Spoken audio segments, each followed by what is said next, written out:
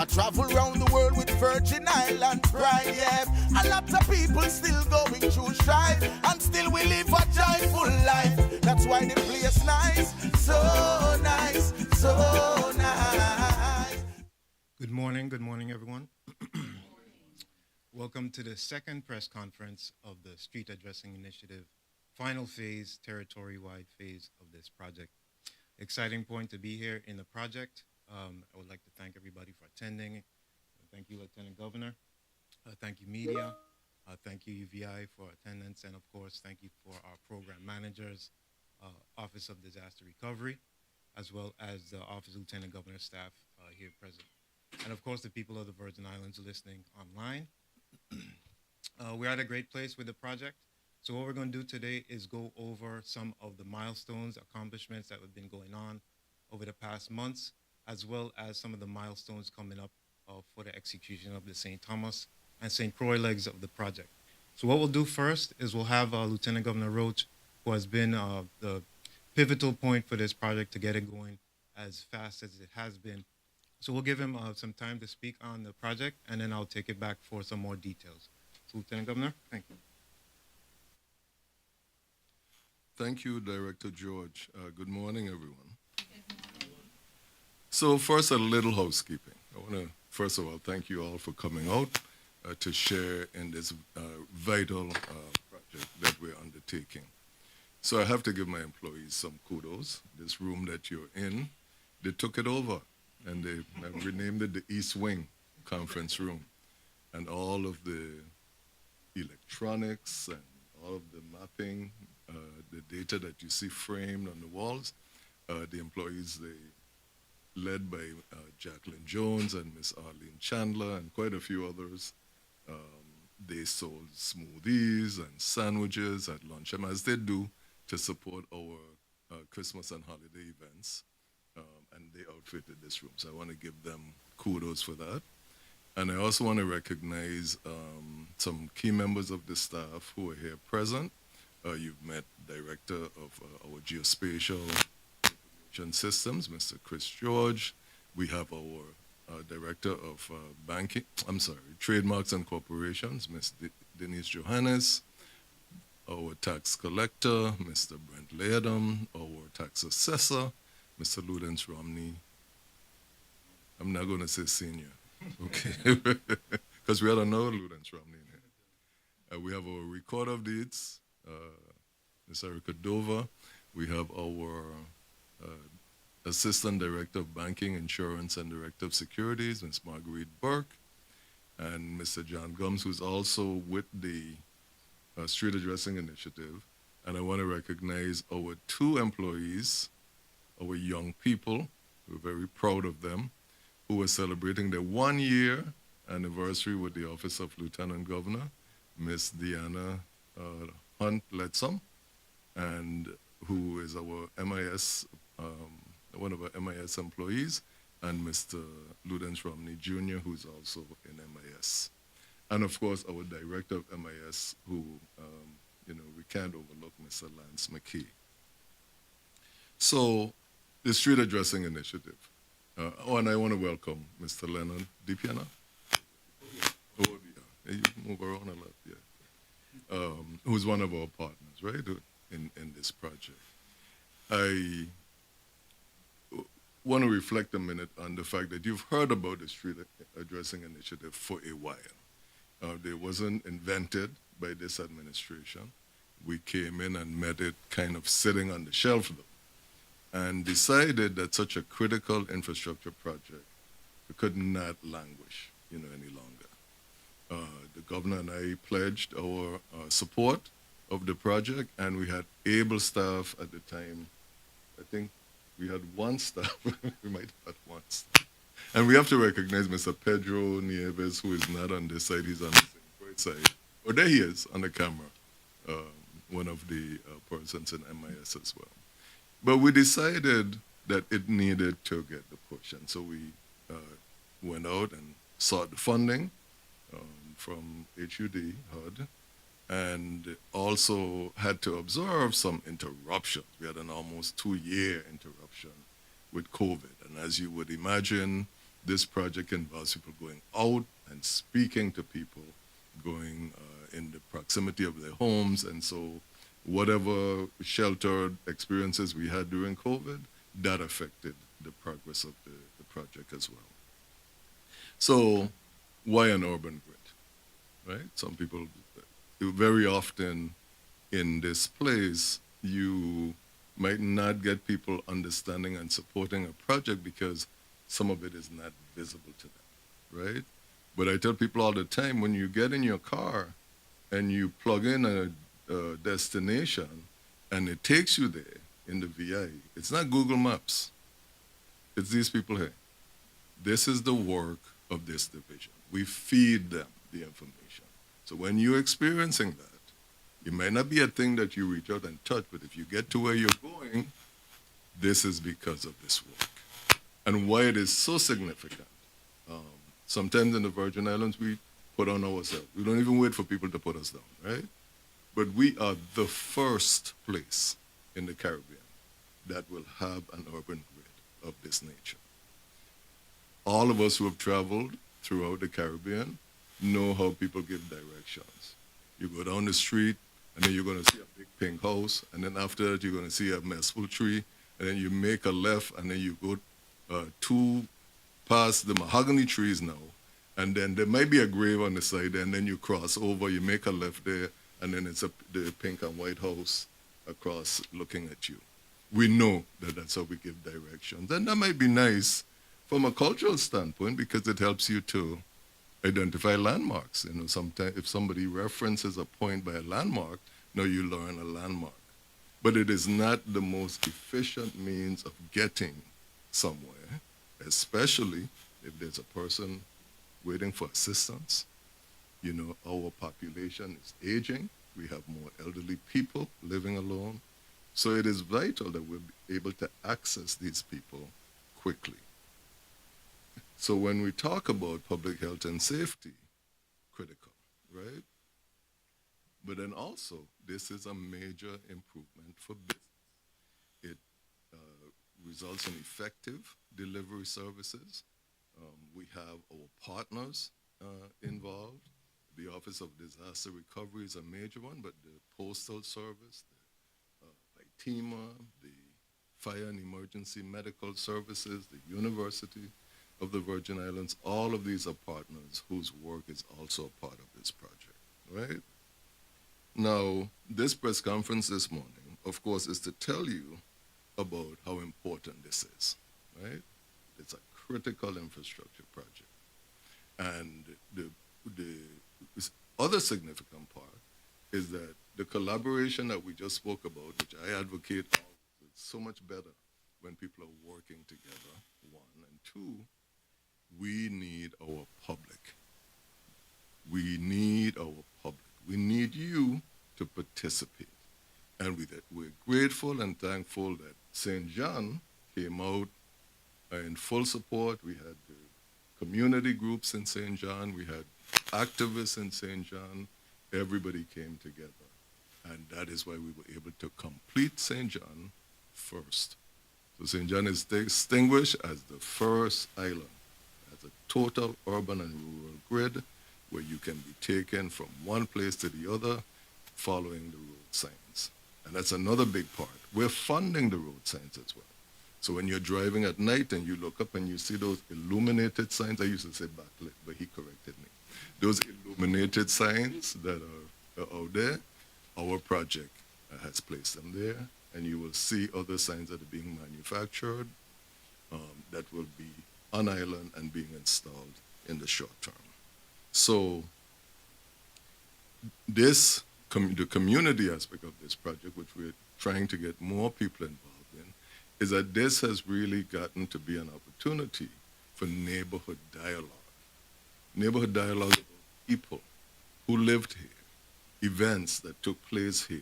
How do we enshrine these things in our history so that people will come along? I use an example of Casper Holstein on St. Croix. It was a road that was already named, but you pass it, you say, who was that person? Casper Holstein was a person who was born in the Danish West Indies. and then migrated to the United States and became a multi-millionaire because he created his own lottery. They call him a mobster, they call him a gangster. But you know what he did with his money? He gave scholarships to students. He supported literary figures in the Harlem Renaissance. He built dormitories for schools, for historically black colleges in the United States. And when these islands were hit by hurricanes, he chartered ships. He chartered ships to bring hurricane relief and supplies here, right? When he died, his funeral was in the New York Times. So this is the opportunity for us to find other people and say, I want a road name for Mr. So-and-so, because whenever the children were coming home, he used to act like the school crossing guard and help them cross the street safely. So this gives an opportunity for us to look at our to enshrine some of these people by having these roads and lanes and drives named in their honor. And that's why we need you. So the St. John, complete. We're now approaching 70% completion for St. Thomas and St. Croix, but we need you to help us get that final push. I'm going to turn back to Chris now to give you some more detailed information with regard to how you can participate. But before we leave, we also have to give a nice tax reminder. You know, the taxes are not what's paying for this project, right? However, you need to pay your taxes. And we need to give a reminder that our tax bills that they came out in June, they're due in June, but there's a special legislative enactment that says we cannot assess any interest and penalties if you pay by August 30th, right? So no interest and penalties by August 30th. But remember, August 30th is Saturday. So your last day to come in and pay, unless you're going to utilize the portal, because you can utilize the portal up to 11:59, August 30th. But if you're coming in person, you have to visit one of our offices on the island, the beautiful island of St. Croix, St. John, or St. Thomas, where we will gladly take your payment in support of better public services for the people of the territory. So I'm turn you back over to Chris to let him give you some more information, and then we'll open the floor for any questions that we might have. Thank you so much. Thank you, LT. So, first and foremost, one of the major aspects of this project has been our partnership with the University of the Virgin Islands. So it has been important for us in our viewpoint to keep the university as the main and direct partner to supply the field crews, to supply the work study programs, for folks to get out there and in the communities and understanding and learning this type of civic type of work, whether it's canvassing, whether it's for the census. But we're just glad to have the university as our continued partner through all phases of this project and into the final phase. So we'll go over some of the milestones that were accomplished for St. John. So for our street addressing system, above 95% complete of all your residential and urban roads being addressed means you can go into fully operational stage. For St. John, we are at 97% for all roads and addresses completed over there. We will be working with the St. John Administrator's Office to complete that last 3% and get those addresses out to those folks who are on those unnamed roads. But at this point, we are a good place to do our official submission to the global mapping engine. So that will be to Google, to Apple Maps, to Esri, as well as to all of the public-facing agencies that need to consume addresses. So whether it's Public Works, VITEMA, Department of Health, E911, all of that data submission is happening this week. So as we go into September, all of those mapping engines and consumers of address and data will be having all those addresses to start using and implemented into their work program or workflows. The next step for St. John is the street signs. So currently we are at our execution stage for the street sign contract. So that will be for all of the residential street signs for the whole island of St. John. So every intersection in St. John will have its named street name signs.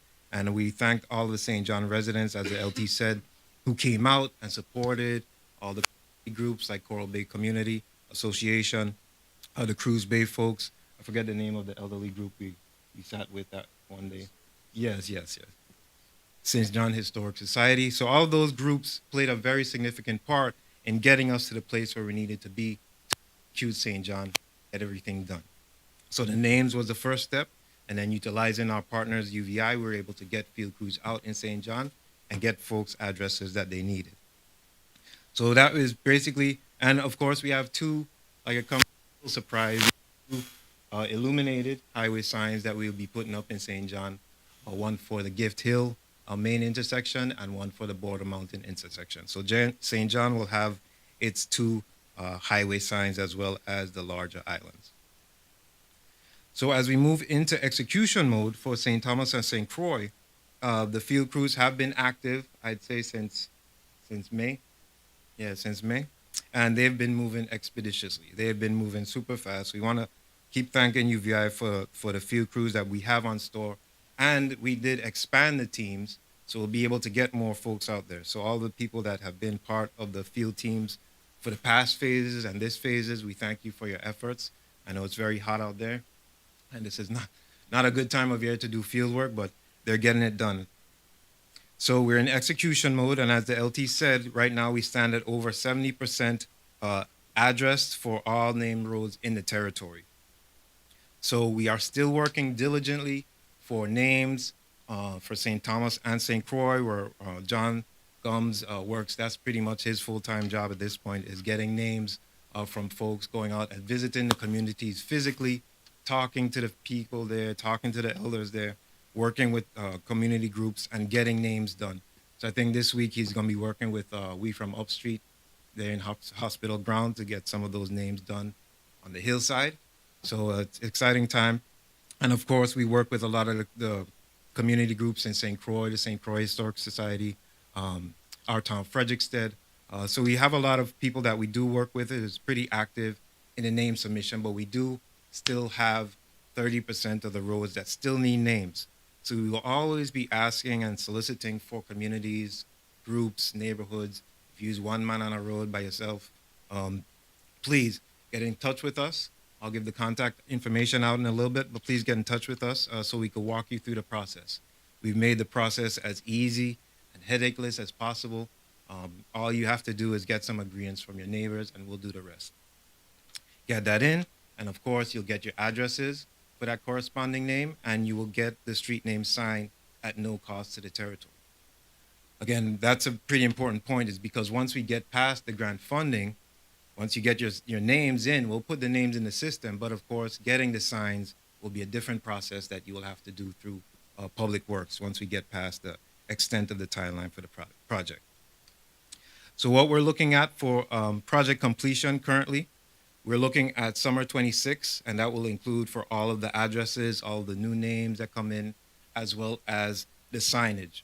So the signage portion, of course, takes a bit longer because of the manufacturing, the shipping, the installation, as well as all the construction aspects that have to go into that. So we're looking at summer 26 completion time, but the addressing portion should be done before that, and we'll be doing a lot of announcements and the media to go into the proclamation phase. Once the territory is complete, once all 3 islands is complete, the Lieutenant Governor will make his proclamation that we have a fully functioning system on all 3 major islands and the outlying keys, and then we'll take into the formal steps of submitting the data to the Department of Transportation, the U.S. Census, the Department of Interior, and the National Address Database, which is the inevitable goal for addressing. That is where all the addresses for the United States of America are stored. So that's what we're looking at for summer 26. So first off, lastly, I'd like to give thanks to some of our major stakeholders who have been active in this final phase. We've had a lot of stakeholders active in previous phases, but these main folks have been helping out extremely much for these final phase. So DPW, Department of Public Works, has been facilitating and working with us to deal with all of the signs. So as you know, Public Works is administrating over all of the signage in the territory, whether it's traffic signs, street name signs, banners, whatever. So we've worked with Public Works to go through and get all the regulations and standards for all of the street name signs, as well as for the highway signs that we'll be putting up. We'll be working with DPW to use the addressing as part of the utility coordination that will be coming up with them, that we have partnership with them as well too. So all of that will be working with Department of Public Works. Next, we have Vitima E911. So thank you to Vitima, who did the initial test, the E911 test in St. John. We were able to look and have a resident call with the address and see the address pop up in the dispatch center in the E911 center to give folks assistance when there need to be. So thank you, Director Jashin and Ms. Director Potter, and as well as Fire and EMS. Director Stevens has been instrumental in making his staff available to do the testing in St. John, and we hope to complete the testing, which would be the in-vehicle routing, to make sure that folks can, in the vehicle, get the address and see the directions as they go and provide assistance. Of course, to University of the Virgin Islands as we go through this final phase of the territory, and of course, the Office of Lieutenant Governor staff, who has been instrumental in making sure that we get, we're a three-man team in the GIS division, but of course, with the extension of the Office of Lieutenant Governor staff that works in the tax collector and director and trade division of trade and corporations, our cashiers staff who are the public-facing front lines of this project. They are all instrumental in making sure that we get that information out and get that information to the places it needs to be. So thank you. That is pretty much it for this final phase that we have going on. Once we have the signs started for St. John, we will be doing another groundbreaking over on the island of St. John to go through the actual groundbreaking of the first residential sign installed in St. John. So be on the lookout for that, as well as any other major milestones that we cross for St. Thomas and St. Croix. So that is it for the details that we have right now. So what I'll do is I'll turn it over for any questions that we have. Pedro, if you have any questions online, you can put them in the chat and we'll check the chat. Or LT, if you wanted to say. I just wanted to emphasize, thank you, Chris, that the project, we've had this question, has nothing to do with named roads. There are roads that are already named by the legislature or have been in subdivisions that were incorporated into the mapping systems already. This has to do with unnamed roads, number one, and number two, always emphasizing the last words, there is a process. It's not that somebody gets up and says, I want this road to be named Miss Erica Dover Highway. That's not how it works. You come in, you get a form, and then you speak to the people in your community. You speak to property owners on that road, etc., and we get a certain percentage of people to agree, and then that name is added. So it's not a one-man kind of, I just want this road named, and this is what I think, and then we just put it in the system. And again, we really, really want to thank people for their participation. So if there are any questions, we'd be happy to entertain them at this point.